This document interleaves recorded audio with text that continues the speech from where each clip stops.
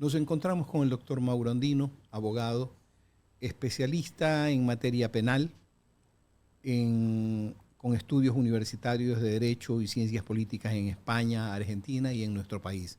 Doctor, muy buenos días, bienvenido, gracias por estar con nosotros. Tenemos un problema que nos aqueja a nivel nacional y hasta cierto punto, a los abogados, yo soy abogado también, nos ha causado escozor el tema purga que viene de Metástasis, en donde lamentablemente tenemos y vemos de que hay colegas involucrados por haber ido más allá en el ejercicio de la profesión, esto es haberse convertido en personajes dentro de los cuadros delictivos. Doctor, gracias, su opinión. Alberto, muy buenos días, gracias por la invitación. Solo una pequeña precisión porque no me agrada atribuirme de pronto características que no son propias. No soy experto en materia penal, sin embargo, evidentemente por mi formación jurídica puedo abordar desde un punto de vista institucional, normativo, algunas de las cuestiones que hoy vamos a discutir, siendo mis líneas de investigación o de formación otros temas en los que evidentemente pues no me consideraría experto, pero algo más podríamos aportar. Dicho esto, me parece que el caso Purga y el caso Metástasis reflejan una profunda descomposición institucional. También ponen de manifiesto la cooptación de los aparatos de justicia del Estado para fines protervos, ya sea para temas delictivos vinculados con actos de corrupción o para temas vinculados con el crimen organizado, con el narcotráfico. Creo que esto es un problema que está transversalizado en distintas esferas institucionales del Estado. No podemos minimizar lo que hoy está sucediendo y creo que aún no nos atrevemos o nos cuesta magnificar la envergadura, la dimensión de estos hechos, porque es un problema de Estado, no es un problema únicamente de la función judicial, no es un problema únicamente de la Corte Provincial del Guayas, no es un problema tan solo de la clase política o de ciertos actores políticos, sino que es un tema que está transversalizado a lo largo y ancho del Estado. Y ahí me parece que se debe abordar con un plan integral, entre otras cuestiones, que busque reestructurar la función judicial, pero de forma transparente, de forma honesta, que busque limpiar ciertas instituciones como la Policía Nacional, como las Fuerzas Armadas, de malos elementos. Hay que empezar un profundo proceso también de autocrítica, de análisis, de formación de lo que sucede en el ejercicio profesional de los colegas abogados. Creo que la academia y las universidades también deben involucrarse en este proceso porque es evidente que temas como la ética, la deontología en el ejercicio de la profesión están muy venidos a menos y también es el reflejo de lo que hoy estamos sufriendo con estos casos que usted bien ha mencionado. Doctor, precisamente, a lo largo de mi vida profesional, tanto de abogado cuanto de periodista, he visto las reformas, he visto las intervenciones sobre la justicia, sobre los aparatos de justicia, en donde cada vez y cuando se proclama de que esta reforma sí va a llegar a causar el efecto de lograr que el aparato de justicia funcione correctamente. Me acuerdo de que en la época del doctor Roldós algo se hizo, posteriormente en la época de, anteriormente en la época de los militares, también se hizo una reforma judicial.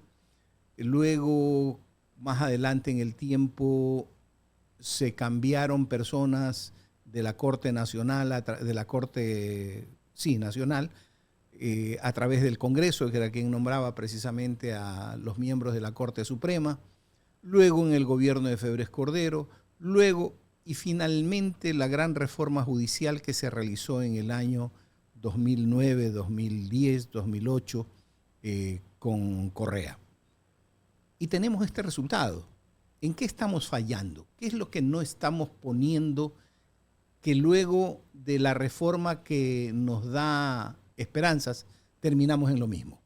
Alberto, usted ha hecho una adecuada reminiscencia histórica sobre determinados momentos de la República donde aparentemente se iba a lograr encauzar este anhelado objetivo, garantizar una función judicial independiente, honesta, transparente, despartidizada, despolitizada, pero en la práctica, en mayor o menor medida, siempre y en todos los gobiernos, lamentablemente hay que decirlo así, en todos los gobiernos, sin excepción alguna, en mayor o menor medida, han existido profundos hierros, profundas interferencias en la administración de justicia. Empezando por la forma en que se llevan adelante los concursos públicos de oposición y méritos, porque en este país no hay confianza institucional. Los mejores hombres y mujeres de este país en términos profesionales, y no solo ahí podríamos referirnos al tema de la función judicial, sino en general a los concursos públicos de oposición y méritos, ya sea para acceder a un nombramiento definitivo en el sector público, ya sea para postular a un cargo de alta representación, de alta envergadura, organismos de control, organismos colegiados, las altas cortes de este país, o un juez de primer nivel o una notaría, lamentablemente no transmiten confianza, no hay transparencia. Y este problema de la falta de independencia judicial incluso nos ha costado, como Estado ecuatoriano, varias condenas por parte del propio sistema interamericano de derechos humanos. Basta recordar lo que sucedió en su momento con los famosos casos Camba Campos, perdón, versus Ecuador y Quintana Cuello versus Ecuador, cuando en el gobierno del entonces presidente Lucio Gutiérrez, vía Congreso Nacional, se destituyó a los magistrados de la Corte Suprema y del Tribunal Constitucional en aquel momento. Luego acudieron ante la Corte Interamericana de Derechos Humanos y la Corte condenó al Estado ecuatoriano, entre otras cosas, por haber violado el principio de independencia judicial, el derecho a la estabilidad, a la permanencia en los cargos por parte de las altas cortes y cuestionando precisamente que un órgano político haya violado cualquier procedimiento al destituir a los jueces de esa época. Luego, en otros periodos también hemos tenido muchos problemas. En el periodo del expresidente Correa, usted mencionaba el periodo de Febres Cordero, recordará cuando se rodeó con tanquetas de la policía, la Corte Suprema de Justicia, existieron problemas en la época de Lenín Moreno, han existido muchos problemas en la época de Guillermo Lazo y hoy seguimos atravesados por esta serie de cuestionamientos.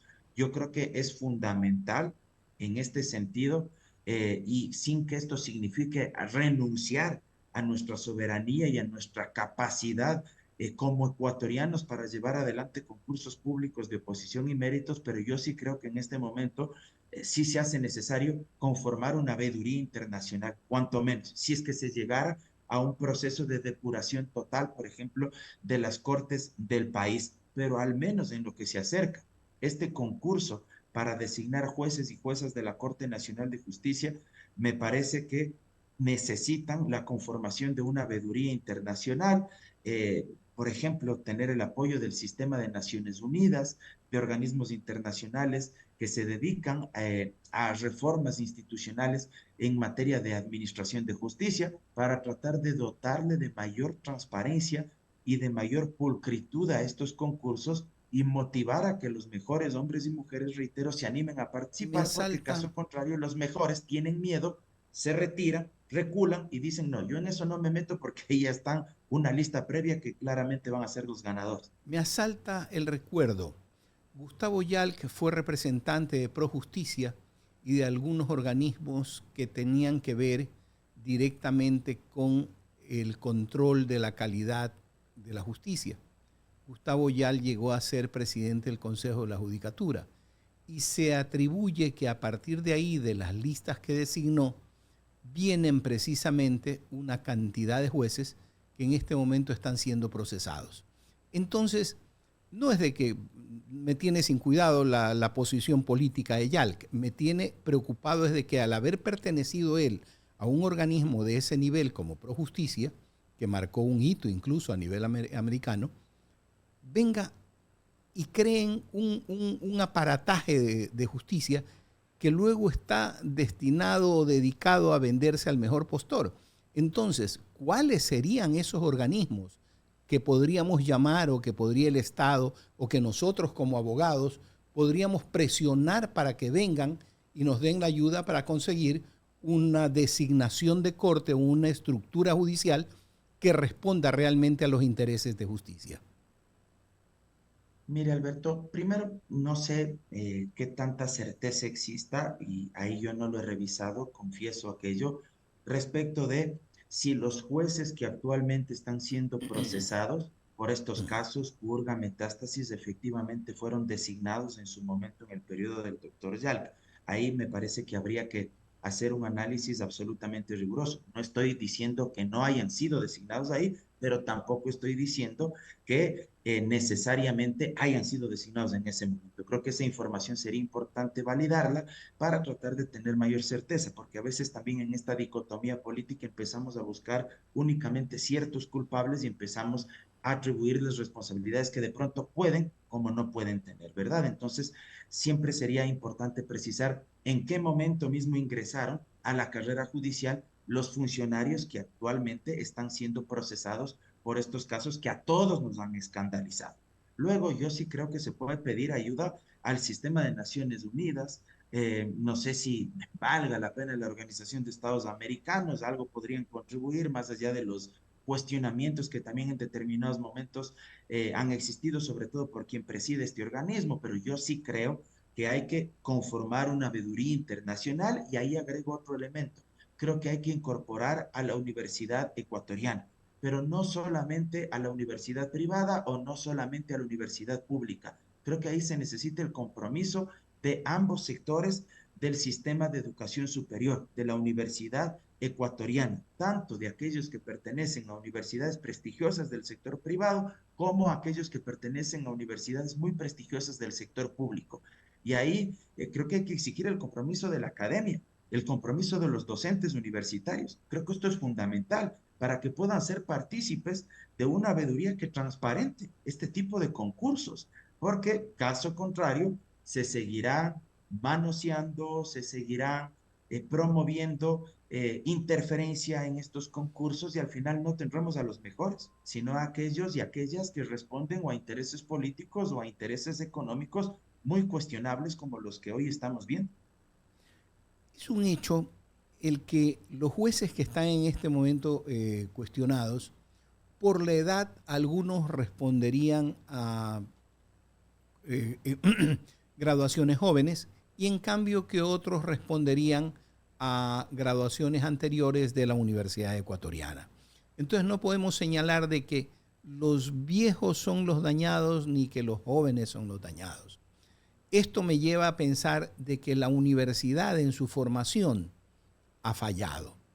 ¿Qué le faltaría a las universidades? Porque muchos hablan, se les llena la boca diciendo hay que enseñar ética jurídica, hay que enseñar, etcétera, etcétera, etcétera. Pero ¿es falla de la universidad? ¿Es falla de la sociedad? ¿Hay una falla conjunta? ¿Es falla del sistema? ¿Un sistema permeable que permite este tipo de cosas? ¿Por dónde iría el tema? ¿Qué tendríamos que apretar, cree usted, como abogado en ejercicio, para lograr que las varias aristas confluyan y logremos una buena justicia? Mire, Alberto, efectivamente la Universidad Ecuatoriana también ha fallado, pero no solo es responsabilidad de la Universidad Ecuatoriana. Creo que el tema trasciende las aulas universitarias y es más complejo de lo que nos imaginamos. Ya no es únicamente un tema institucional, no es un asunto meramente universitario, no es un asunto exclusivamente del ejercicio profesional de los abogados y abogadas, no es un tema exclusivamente de la función judicial, es un tema sistémico y que incluso me atrevería a decir es global, es mundial, pero que tiene repercusiones porque aterriza también en el Ecuador. Y cuando digo sistémico, ¿a qué me refiero? Hay un conjunto de principios y valores distorsionados que actualmente moldean el comportamiento de la gente, de la humanidad, y en este caso de los ecuatorianos y ecuatorianas, independientemente de su edad. No importa que sean personas de la tercera edad y con una trayectoria profesional interesante, no importa que sean jóvenes, profesionales recién graduados, sino que este nuevo conjunto de principios y valores distorsionados, desnaturalizados, ¿a qué apuntan? ¿Qué es lo que promueven? Y en la práctica, lo que impulsan es el individualismo absoluto, una competencia desmesurada entre unos y otros. Y esa competencia desmesurada está anclada en qué tipo de principios, equivocados por cierto, que el sinónimo de éxito es, por ejemplo, tener mucho dinero, que el sinónimo de triunfo profesional es tener casos donde ganen millonadas, que el sinónimo de triunfo es únicamente ganar siempre todos los casos, nunca perder un solo caso, y que ese triunfo sea a costa de lo que sea a costa de pisar a los colegas en el ejercicio profesional, sea a costa de cohechar a los servidores públicos, sea a costa de vincularse con organizaciones mafiosas o sea a costa de dejarse arremeter también por la presión política o mediática, que también es otro de los grandes problemas que existe para no tener independencia judicial, la presión mediática de los grandes conglomerados hegemónicos en materia de comunicación, que también interfieren cuando tienen determinados intereses. Y esta distorsión de los principios y valores hace que no se respete la ética, que no se respeten principios básicos que en la humanidad deberían existir, como es la solidaridad, como es la honestidad, dejar de creer que únicamente el ganarlo todo es el sinónimo de un ser humano que debe sentirse halagado, dejar Doctor, de creer que ser segundo o tercero es pecaminoso. Creo que eso es lo que ha trascendido y está permeando en la mente y en el imaginario colectivo de los ciudadanos.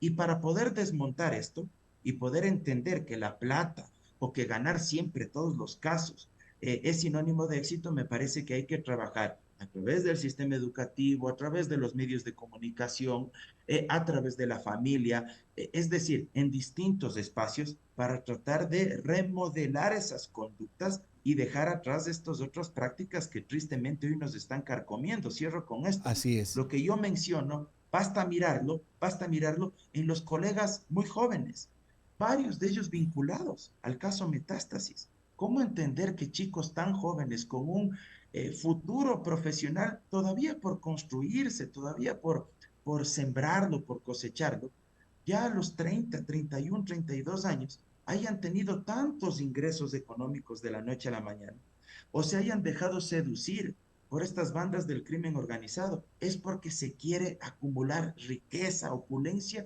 de la noche a la mañana, reitero, como sinónimo de éxito, lamentablemente, y eso es algo que está distorsionado y que hay que combatir. Dos puntos para poder terminar nuestra entrevista. Usted tocó el tema de la influencia mediática sobre el accionar del aparataje jurídico, sobre el accionar del personal de los abogados, de los profesionales del derecho. Y el otro punto, el tema político. ¿Hasta qué punto? Ya usted mismo tocó el tema de la parte mediática. La presión mediática realmente lleva a que todo el mundo quiera ser estrella de televisión y eso lleva pues a que no importe en absoluto incluso ser amigo de Fito.